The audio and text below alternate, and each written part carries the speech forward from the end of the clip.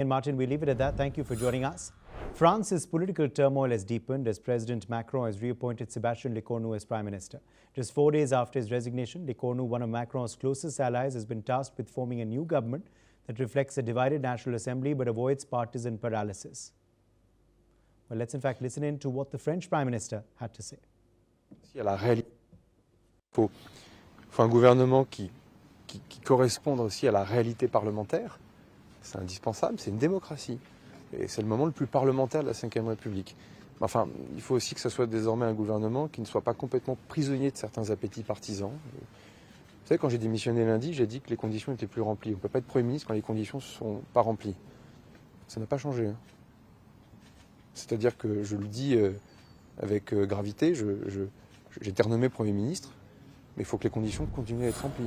Il se trouve que l'urgence à avoir des textes économiques et financiers, à devoir les présenter dans les temps, à traiter du sujet aussi et des urgences liées à la Nouvelle-Calédonie, la difficulté aussi, je crois, de la mission.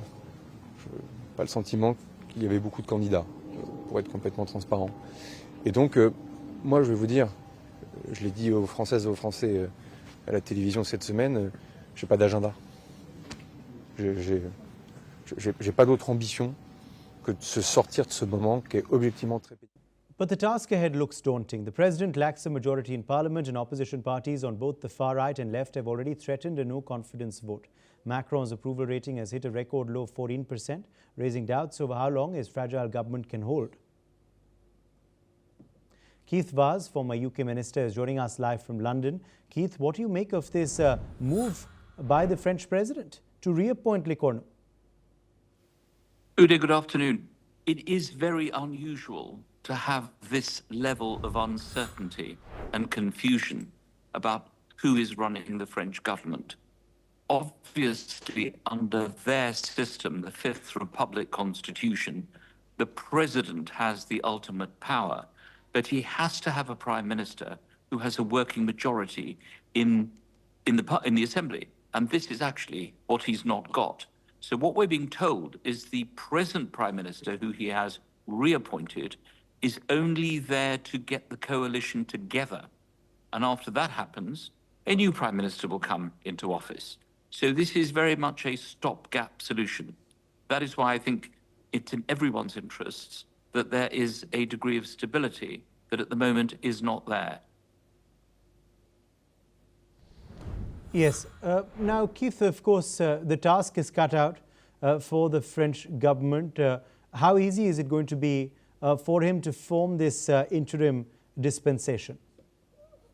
It's going to be pretty difficult because he does not have a majority in the Assemblée Nationale. The Conservatives, led by Marine Le Pen, the Socialists, the Communists, they have a majority. So there will have to be a deal. And the price that he has to pay for the left is to bin his pension deal. He wanted to have a raid on pensions. This is not going to happen if the left are going to support them. And it's more likely that Macron will actually look in that direction. I don't think he's going to form a coalition with Marine Le Pen. It's just not going to happen. So we have to watch this space. The negotiations start. But we need a stable France because it's the key driver, along with the Germans, of the European Union. And Macron is a world statesman. So this needs to be addressed and dealt with as quickly as possible. Appreciate you joining us, Keith Vaz, with your perspective. The White House has begun laying off thousands of federal government employees as the